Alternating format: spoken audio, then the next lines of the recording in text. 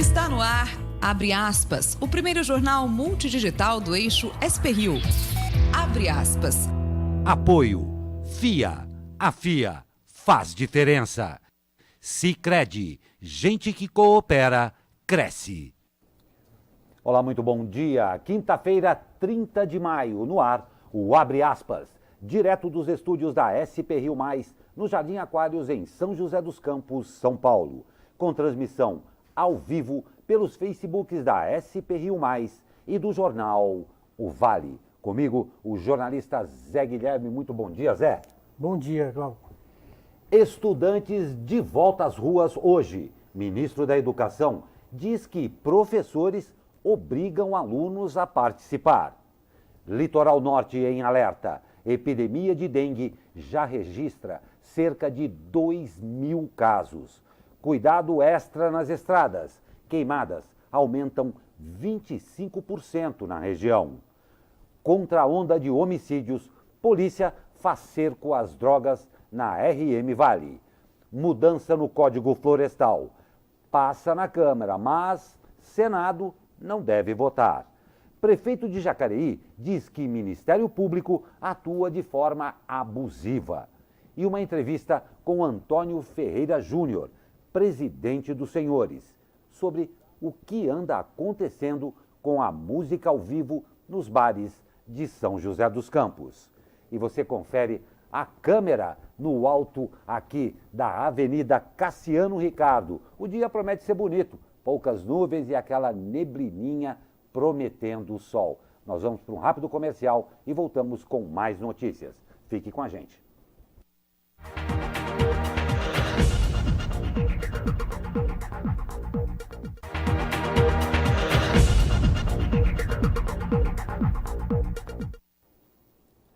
Na noite de ontem, o ministro da Educação, Abraham Weintraub, acusou os professores de coagirem os alunos a participarem dos atos que acontecem hoje, contra o contingenciamento na verba da educação. Abre aspas. Estamos recebendo aqui no MEC cartas e mensagens de muitos pais de alunos citando explicitamente que alguns professores, funcionários públicos, estão coagindo os alunos e que serão punidos de alguma forma caso eles não participem das manifestações. A frase foi dita por Weintraub em um vídeo divulgado no Twitter do ministro. Ele também pediu para que alunos enviassem à pasta relatos dessas supostas coações. Os organizadores, que até o momento não rebateram as acusações do ministro, estão convocando os manifestantes desde o último dia 15, quando houve a primeira manifestação estudantil contra o governo de Jair Bolsonaro.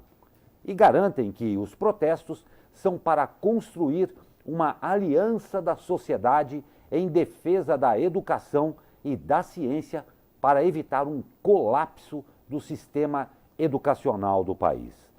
A estimativa é de que ocorram atos em 150 cidades de 20 estados brasileiros, além de atos fora do país. O comentário do jornalista Zé Guilherme. Eis a questão. O ministro da Educação pediu ao ministro da Justiça, Sérgio Moro, que a Força Nacional de Segurança Pública faça a guarda do prédio do Ministério da Educação em Brasília. O ministro teme os estudantes, teme os vândalos, confundindo completamente o papel dos verdadeiros saqueadores da nação. E o ministro da Educação teme os estudantes e professores porque ele não consegue estabelecer um diálogo produtivo com eles. E os trata sempre como inimigos, manipulados, coitadinhos. A síndrome da balbúrdia afeta a cabeça do ministro. Ontem mesmo disse que vai atuar contra os professores que coagem os estudantes, como se esses não tivessem discernimento o suficiente para aderir a uma causa que os afeta diretamente. às vésperas da primeira manifestação, muito bem sucedida por sinal, eu pude conferir uma assembleia de estudantes preparatória do movimento na USP. E vi lá, sem qualquer conotação partidária, estudantes de diversos matizes ideológicos se manifestaram nessa assembleia, nos microfones, contra o cerco à educação promovido pelo governo. Um cerco também ideológico. Estavam bem focados, o que quer dizer que o movimento estudantil, de alguma maneira, precisou de figuras como Bolsonaro e Weintraub para ressuscitar e retomar seu importante papel na defesa das liberdades democráticas. E por 243 votos a 19, a Câmara dos Deputados aprovou ontem a medida provisória que altera o Código Florestal. O texto segue agora para o Senado Federal. Mas o presidente da Casa, senador Davi Alcolumbre, já disse que não pautará a MP, que perderá a validade na próxima segunda-feira. Alcolumbre disse que os líderes partidários fizeram acordo para a não votação e também disse que há uma reclamação constante dos senadores em relação a medidas provisórias que chegam ao Senado sem tempo suficiente para discussão entre os parlamentares. Ele disse que está construindo um acordo com o presidente da Câmara, Rodrigo Maia, para que a Câmara vote uma PEC a fim de estabelecer prazos de 90 dias para a Câmara analisar uma MP e 30 dias para o Senado. O texto original da MP, editada no governo Michel Temer, previa somente o adiamento do prazo para a regularização de propriedades rurais fora das normas do Código Florestal. Durante a tramitação, porém, a proposta foi alterada na comissão mista. Deputados e senadores da comissão incluíram outros temas, como o que altera o artigo que dá anistia a proprietários de terras que desmataram, mas respeitaram os limites anteriores à entrada em vigor do Código. Ambientalistas dizem acreditar que a MP pode, na prática, impedir a recuperação de áreas já desmatadas e anistiar proprietários que não se adaptaram às exigências do Código Florestal. Para o presidente da Comissão de Meio Ambiente da Câmara, Rodrigo Agostinho, do PSB, o texto irá, sim, ampliar a anistia a quem desmatou.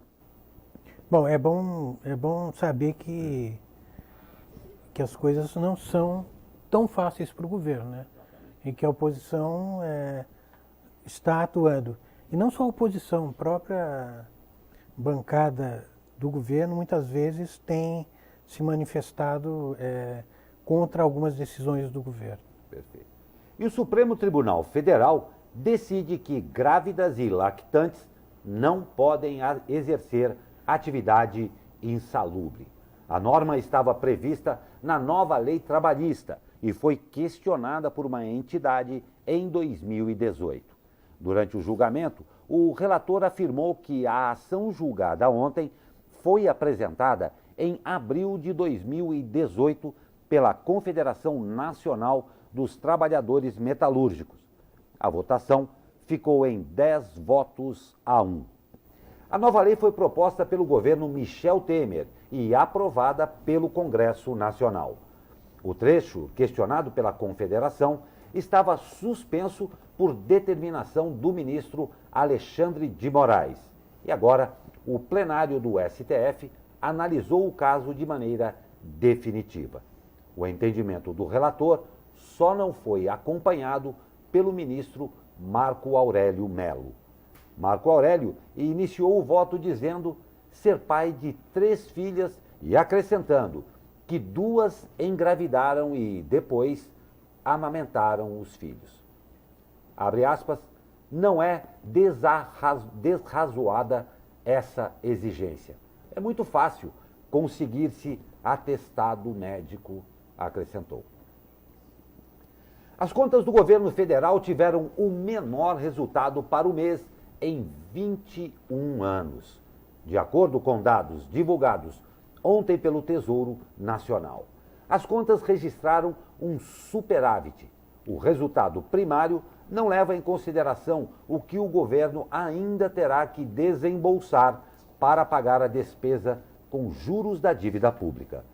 Apesar do superávit, este é o menor resultado para o mês desde 1998, quando houve superávit de 6,377 bilhões de reais.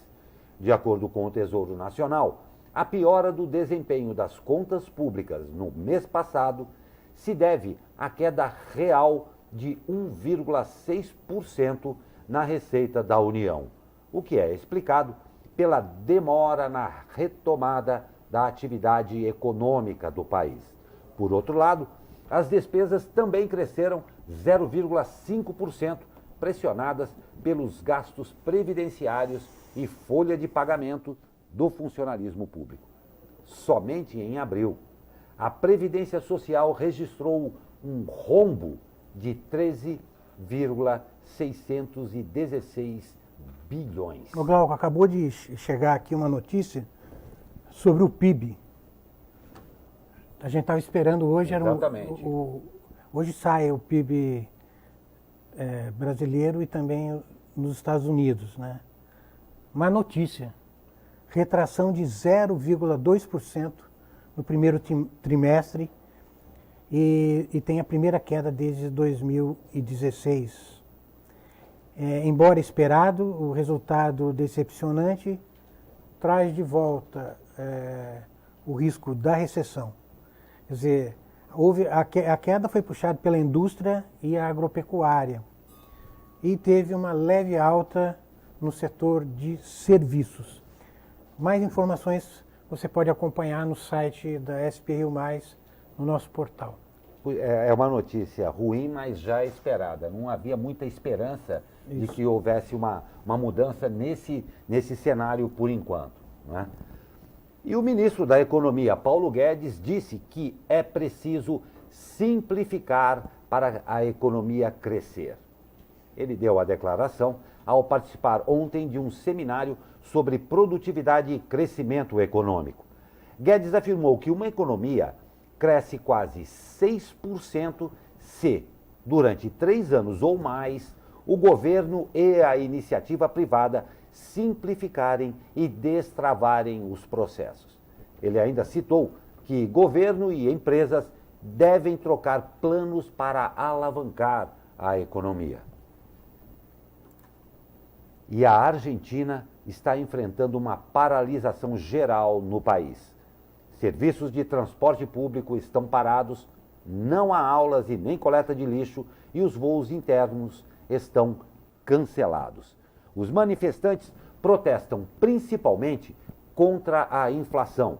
Os sindicalistas pedem medidas que proíbam a demissão de trabalhadores e a correção do salário mínimo com base na inflação, que chegou a cerca de 50% nos últimos 12 meses. Outros alvos dos protestos são as tarifas de serviços de energia elétrica e gás. O governo do presidente Maurício Macri tem leiloado dólares para conter a perda de valor do peso argentino. A estimativa do Ministério da Fazenda argentino é de que a paralisação custe 40,5 milhões de pesos ao país, ou 3,6 milhões de reais, convertendo para a moeda brasileira. Macri enfrenta quedas nas pesquisas de intenção de voto para uma possível reeleição em outubro deste ano. Um dos concorrentes de Macri para estas eleições tem chamado muito a atenção do mundo, principalmente pelos seus ideais neonazistas. Alejandro Biondini é candidato presidencial pelo partido Frente Patriótica e já advertiu a comunidade judaica de que, se eleito, expulsará o embaixador israelense do país. Biondini acumula polêmicas em declarações e atos a favor do nazismo, como afirmar que reivindicamos Adolf Hitler e liderar uma manifestação de extrema-direita em Buenos Aires aos gritos de morte a traidores, covardes e judeus. Onde chegamos, né?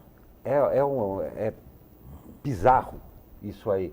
Apesar de tudo que se vê no mundo, que a história conta, a gente ter, desculpe, eu tendo boçalidades como essa acontecendo aí a caminho da terceira década do século XXI. Isso daqui é para lá de lamentável. Esperamos que os argentinos, dentro da sua consciência e da sua grande cultura, saibam execrar figuras como essa daqui. Mas a gente volta para a câmera aqui da Cassiano, do alto da Cassiano Ricardo, nesse dia que promete estar belo aí. A câmera não entrou, mas a gente vai para um rápido comercial e quem sabe uma outra hora ela chega para a gente. E no próximo bloco tem mais notícias. Até já.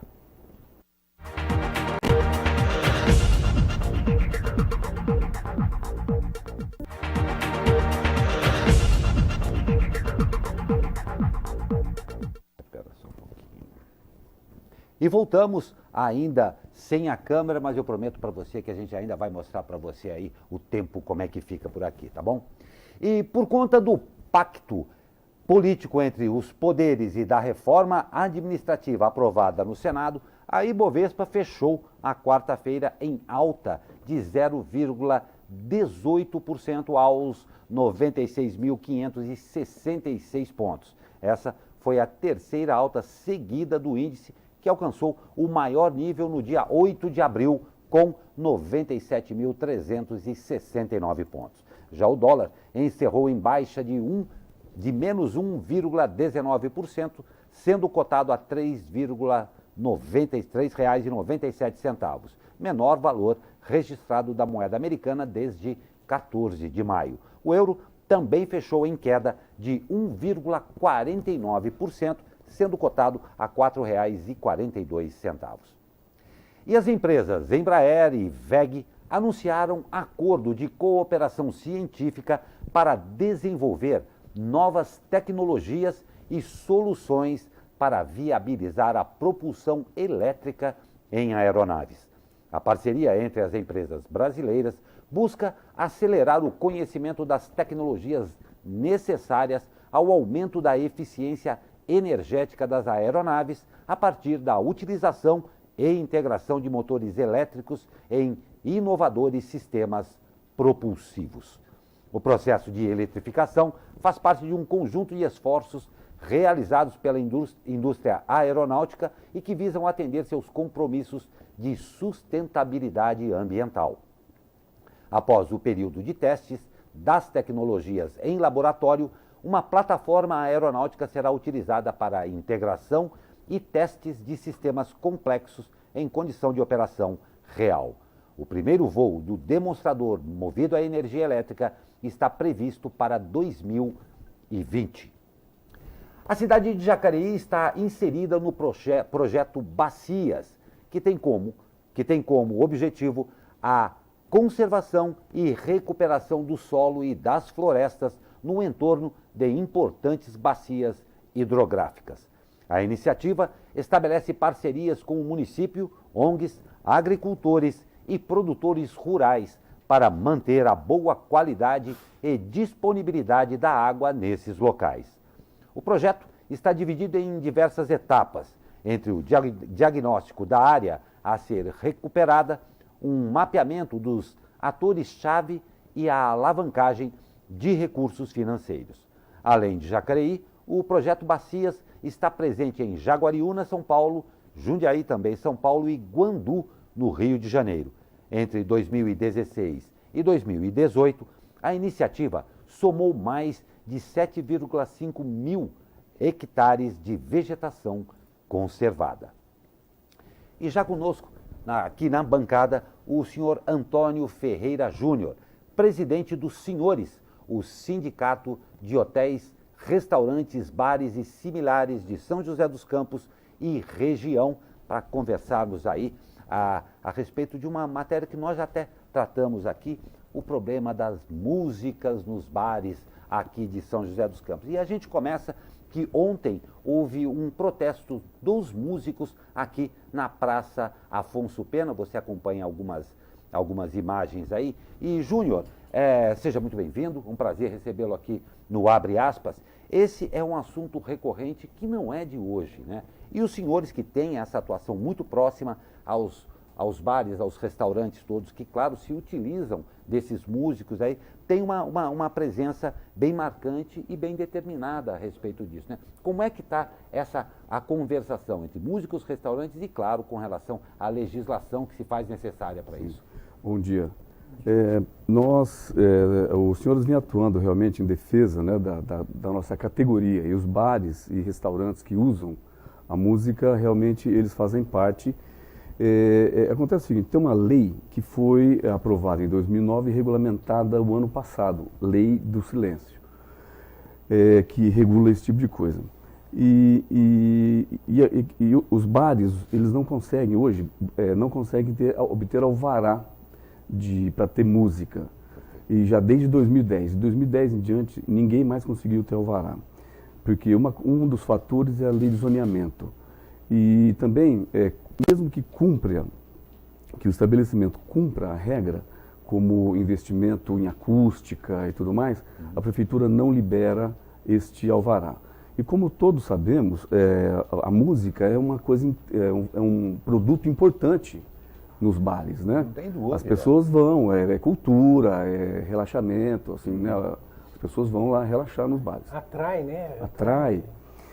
E com isso, a prefeitura a fiscalização vem sendo intensificada nos últimos tempos, aí, do final do ano passado para cá, proibindo antecipadamente multa, proibindo antecipadamente já alguém que vai põe no Facebook que vai ter um show, vai ter uma apresentação no determinado dia, a prefeitura acompanha isso pelo Facebook, vai lá e antes você fala, olha, você não pode executar, não pode ter, e multa quem está executando, e existem bares aí perdendo 40% do faturamento. Quer dizer, e existem vários problemas aí, né, concomitantes no caso, porque o bar e restaurante acaba perdendo um atrativo que ele tem, e um fator muito difícil que a gente já tratou aqui também, são esses músicos que estão trabalhando ali. Sim, né? Exatamente. Então é um viés que complica muito isso. Não, são vários aspectos.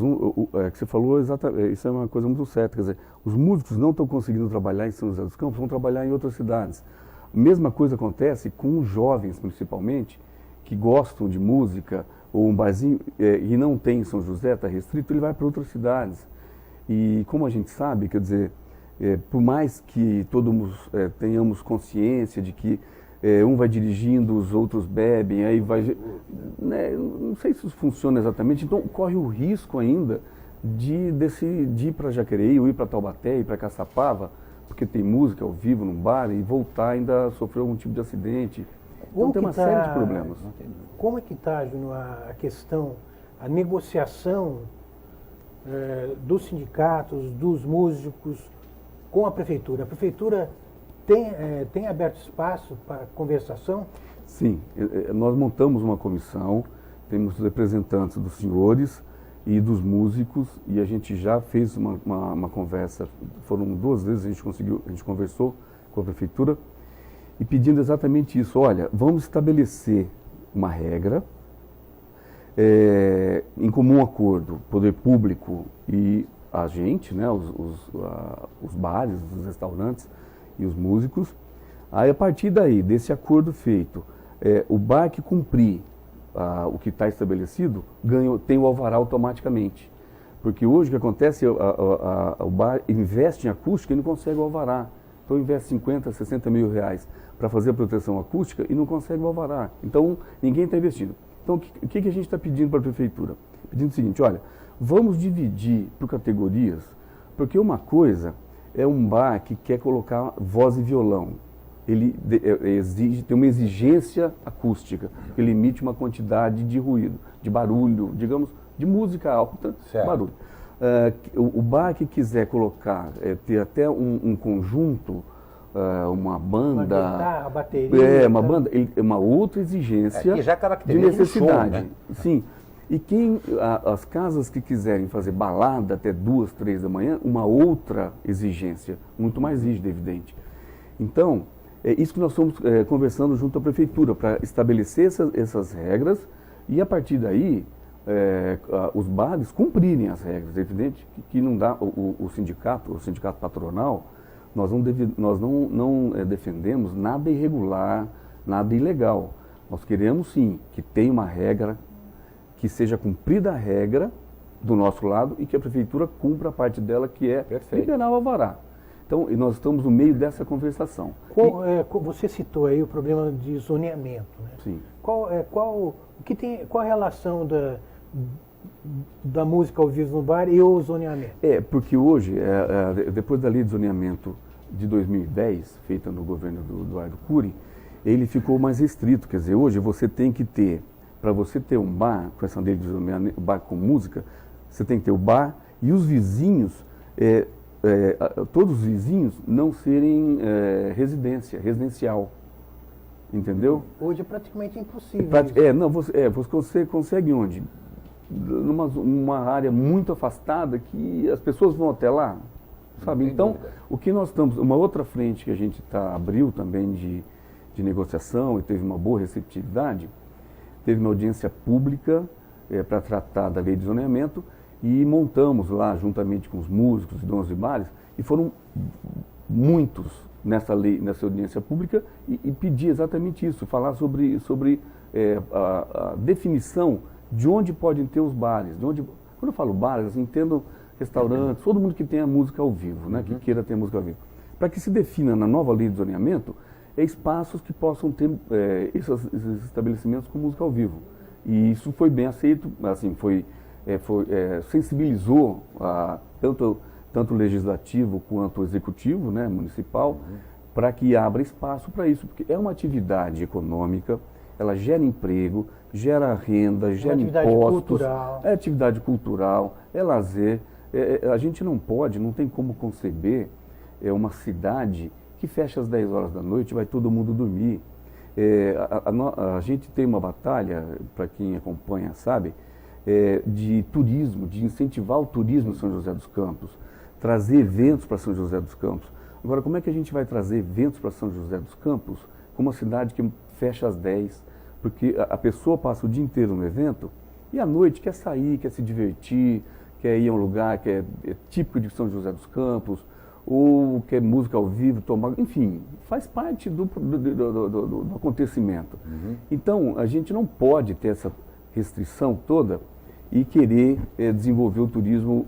Agora, fique bem claro para todos que nós não estamos defendendo bagunça, barulho, perturbação de vizinho, nós não defendemos nada disso, nós estamos defendendo que quem quiser trabalhar com música vai fazer um investimento para que o limite de decibéis que saia da casa dele, né, da casa no sentido do estabelecimento, seja compatível com o sossego dos vizinhos, dos prédios, e que diferenciar também, isso a gente tem trabalhado também, diferenciar digamos, o ruído emitido pelo bar do ruído emitido pela rua.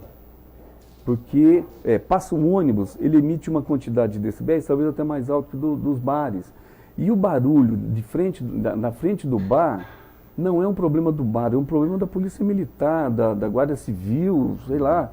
Quer dizer, você tem barulho, pacote, tudo no pacote, o carro com música alta em frente, aí vão penalizar o estabelecimento. O estabelecimento investiu, está lá cumprindo a regra e é punido. Porque tem esses fluxos, né? Sim. Que acaba comprometendo essa análise, né? Sim, eu digo assim, nem o fluxo, eu digo aquelas pessoas que ficam em frente, não entram e ficam em frente, sabe, fazendo, enfim, barulho. Não interessa nem para o dono do bar. Não interessa, nem consome, né? Não consome, faz barulho e prejudica o bar. Exatamente. Então, a gente vem também alertando o poder público para isso. Olha, nós temos interesse em que o cliente que entre lá tenha lá a música que ele foi atrás, que ele procurou, ele foi, né, naquele lugar, além dos produtos, por causa da música, que é um produto também. Quando você fala em poder público, qual a secretaria, mais precisamente, que está envolvida nessa negociação? Hoje nós temos estamos conversando com 3 secretarias. Do secretário Manara, que é o responsável por emissão do documento. E assim, a gente tem um relacionamento super bom com eles, não temos problema nenhum. Assim, eles entendem perfeitamente, estão tentando adequar a necessidade à legislação. Se a legislação for uma legislação antiga, como a gente já detectou, os vereadores estão sensíveis também, a gente altera a legislação de tal maneira que satisfaça o poder público. Quando eu falo poder público, satisfazer o poder público, significa satisfazer o cidadão, o vizinho, aquele que não quer ser importunado e tal. E satisfaça também o setor, os bares, a gente. Então, a gente também está trabalhando com essa possibilidade de ter que fazer alguma alteração na legislação. Então, é a secretaria do secretário Manara, a secretaria do Mano, que é de Desenvolvimento Econômico, e a secretaria que está em aberto, que era o secretário Antero, que é Secretaria Especial de Defesa do Cidadão. Porque a fiscalização está embaixo dessa secretaria. A parte de emissão de documentos está na secretaria do Manara, e a secretaria do Mano tem o interesse do desenvolvimento da cidade. Por isso que ele está envolvido também. E os vereadores, vários vereadores também compraram essa briga. Vários vereadores compraram essa ideia e já estão lá defendendo a categoria toda, defendendo, na verdade, não só a categoria, mas defendendo os músicos, os bares, para ter a execução da música desde dentro da lei. E qual é a próxima etapa dessa negociação? Sim, nós tivemos 2 reuniões, uma reunião com os secretários e numa outra reunião do grupo chamado GDESP, que é o Grupo de Estudos Sociopolíticos Econômicos de São José dos Campos, que são as 10 entidades, não vou dizer mais representativas, porque tem outras que não estão, são representativas também, né? São 10 entidades, os presidentes. Nós tivemos uma reunião com o prefeito Felício e os 3 secretários que eu acabei de citar. E nessa reunião ficou acertado de eles internamente tentarem achar uma maneira, dentro da lei, para que a gente consiga, até que não se antes de alterar a lei, né, achar uma saída para que consiga executar as músicas. O que a gente sente, né, com o movimento aí dos músicos é que a coisa caminha lentamente. Né? Os músicos parece que têm pressa, porque eles têm pressa, não tem dúvida. Eles têm conta a pagar. Mas isso é uma característica que a gente sabe bem, que a velocidade da iniciativa privada é uma e a velocidade do poder público é outro. Né? A gente trabalha com uma velocidade muito mais alta. E vamos solicitar agora, o próximo passo, uma reunião com o secretário Anderson, que está acumulando a Secretaria Especial de Defesa do Cidadão, que era do Antero, que não faz mais parte, e para sentar com eles e aí, até onde foi aquela conversa anterior, né, para a gente dar mais um passo na solução desse problema. Não tem dúvida, Júnior, nós agradecemos demais, sabemos que esse é um assunto delicado que infelizmente ainda vai demandar um bom tempo por parte aí, principalmente do poder público, mas que urge ser resolvido porque dois vieses muito importantes. Os músicos precisam disso, a cidade precisa disso daí, e como você muito bem falou, e eu conheço bem, os senhores vêm aí há bastante tempo trabalhando com muito empenho na parte de turismo em São José dos Campos e em toda a região em que ele opera. Faltou aí entrar os empresários, né? Os empresários também, sim, não tem sim, dúvida, não tem dúvida. Né? E claro, como ele bem falou, sempre dentro da lei e chegar a um ponto comum para que todos sejam beneficiados. Eu agradeço muito. Nós tivemos o prazer de receber o senhor Antônio Ferreira Júnior, presidente dos senhores Sindicato de Hotéis, Restaurantes, Bares e Similares de São José dos Campos e região. Nós vamos para um rápido comercial e voltamos com mais notícias. Até já.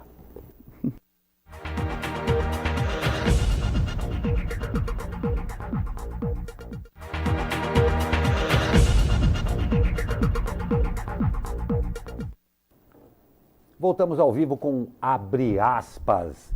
E agora, o tempo com Judite Rodrigues. Bom dia, Judite. Bom dia, Glauco Turzi. Esta terça-feira iniciou com registros de névoa úmida em diversos pontos aqui da nossa região. Entretanto, após a dissipação dessa névoa, a previsão é de que o dia tenha predomínio de céu parcialmente nublado em São Paulo. O tempo ficará estável e, com isso, não há previsão de chuva para hoje. A temperatura máxima prevista é de 29 graus no Vale do Paraíba, 28 graus no litoral norte, na capital, e 23 graus na Serra da Mantiqueira. Para amanhã, é esperado um aumento de nebulosidade com relação ao dia de hoje, e há a possibilidade de ocorrência de chuva fraca a moderada de forma isolada a partir do final da tarde. Judite Rodrigues, da Sala de Operações do Tempo Vale, para o jornal Abre Aspas. Muito obrigado, Judite, pelo tempo. E ela já ligou aqui para a gente, corrigindo, quinta-feira, não terça-feira, quinta-feira. Obrigado, Judite. E mesmo com o período mais chuvoso neste ano, as queimadas aumentaram 25% nos primeiros 5 meses de 2019, na comparação com o mesmo intervalo do ano passado. De acordo com o INPE, o Instituto Nacional de Pesquisas Espaciais, foram registrados 10 focos de queimadas na região neste ano, contra 8 do ano passado. Os focos tendem a aumentar no Vale do Paraíba a partir de junho, com o período de poucas chuvas. Na análise da série histórica do INPE, desde 1998, os meses com mais fogo no Vale são agosto, setembro e outubro. Um problema seríssimo esse mesmo. E olha só, a Defesa Civil de São Sebastião retirou na manhã de ontem abelhas migratórias que paralisaram uma das balsas do serviço de travessia entre o município e Ilhabela. Os agentes as soltaram, claro, logo em seguida na mata. A Defesa Civil alerta, caso alguém visualize um enxame de abelhas em seu quintal, deve acionar imediatamente o 153 ou 199, tá bom? E, nós já temos bastante gente aqui conversando com a gente, o Sérgio, que eu dou o bom dia ao Sérgio Marconato, a Neide Maria, a Nancy Aguiar e ao Luizão, tá? Eu já vou ler as observações de vocês logo mais aqui. Então seria legal se os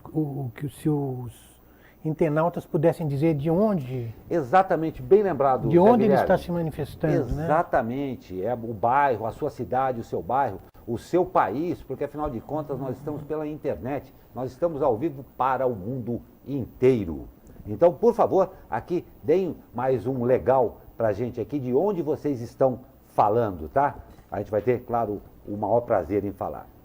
E com cerca de 2.000 casos registrados, Litoral Norte enfrenta guerra contra a dengue.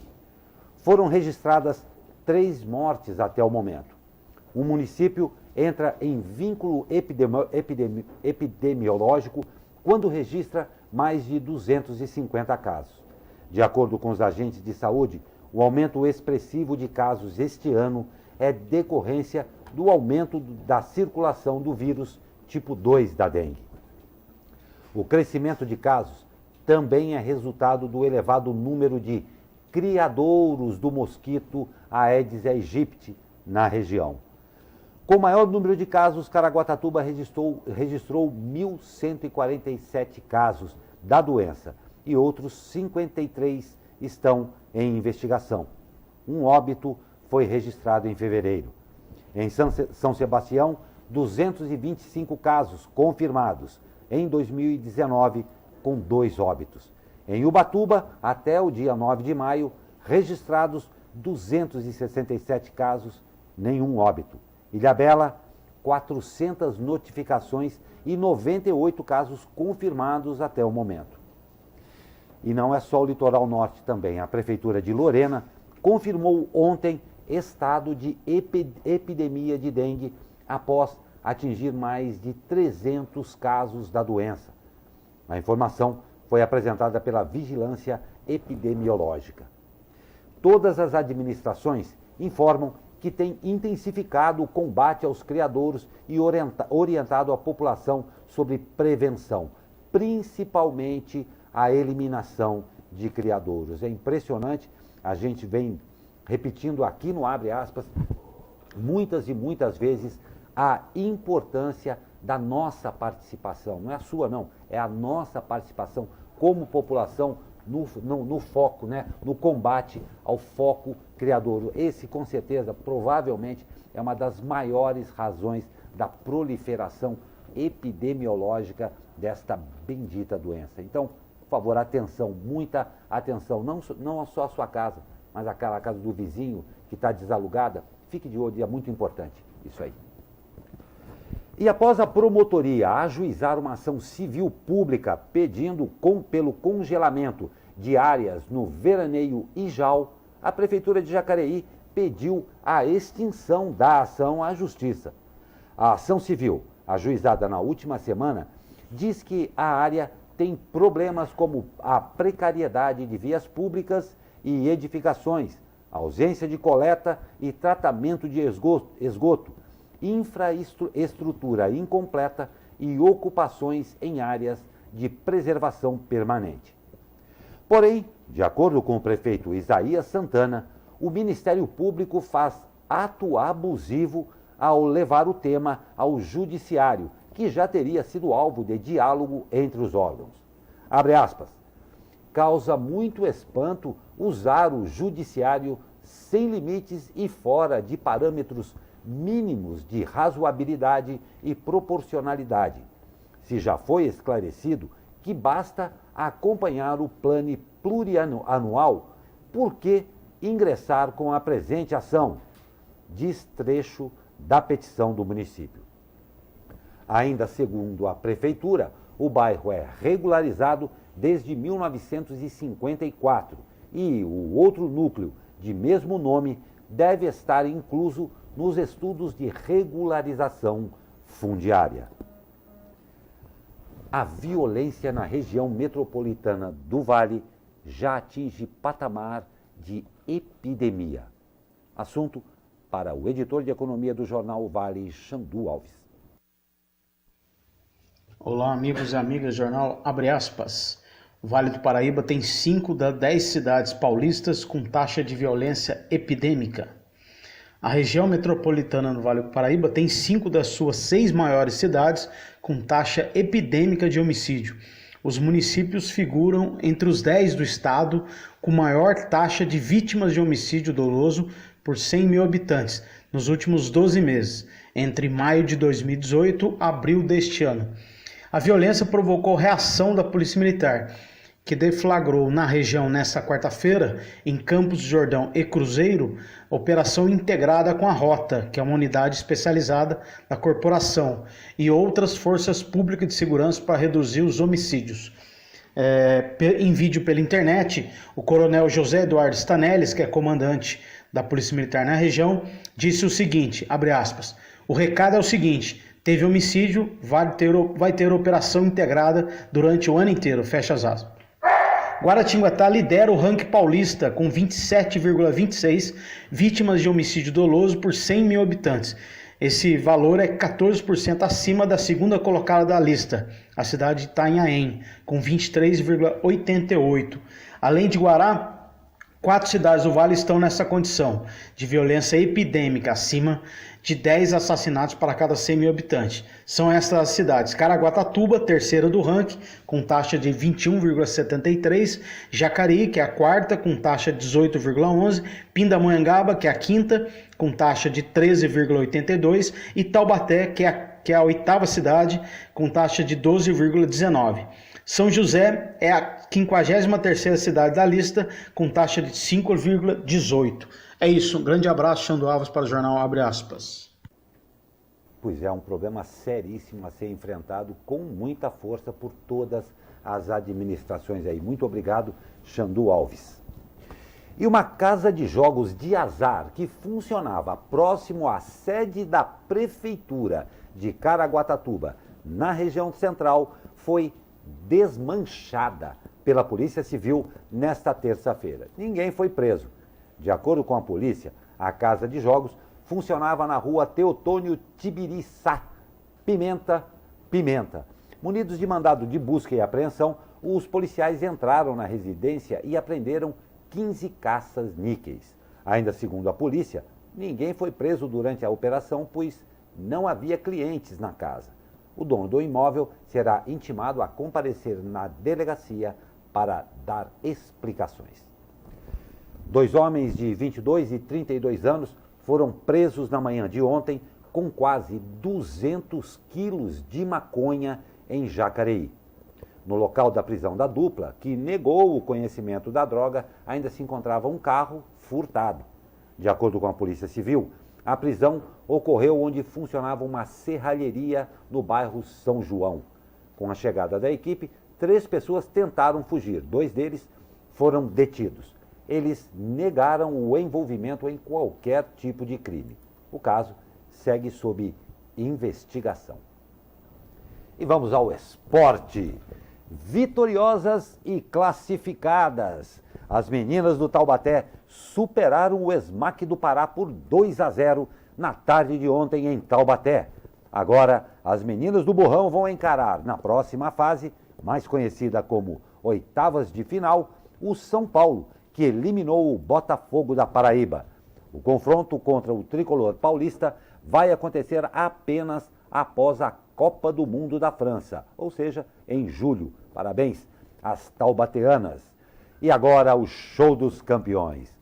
Tudo azul em Londres. O Chelsea superou o rival Arsenal por nada mais, nada menos do que 4-1 e conquistou seu segundo título da Liga Europa, o segundo torneio mais importante do continente. Parabéns aos Blues pelo título internacional aí.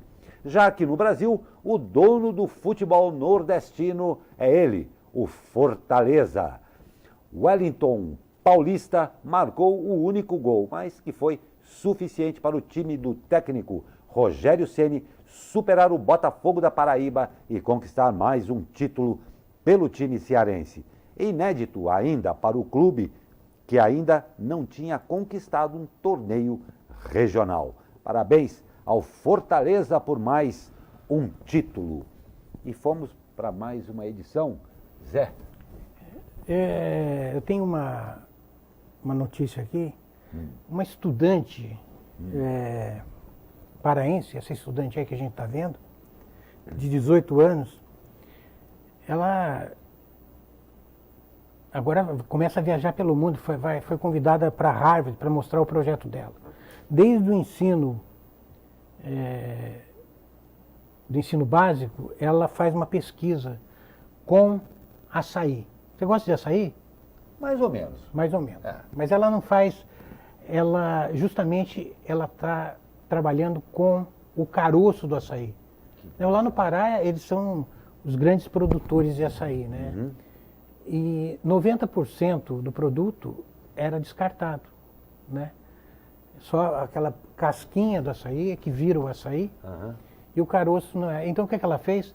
Ela criou uma receita de um tijolo.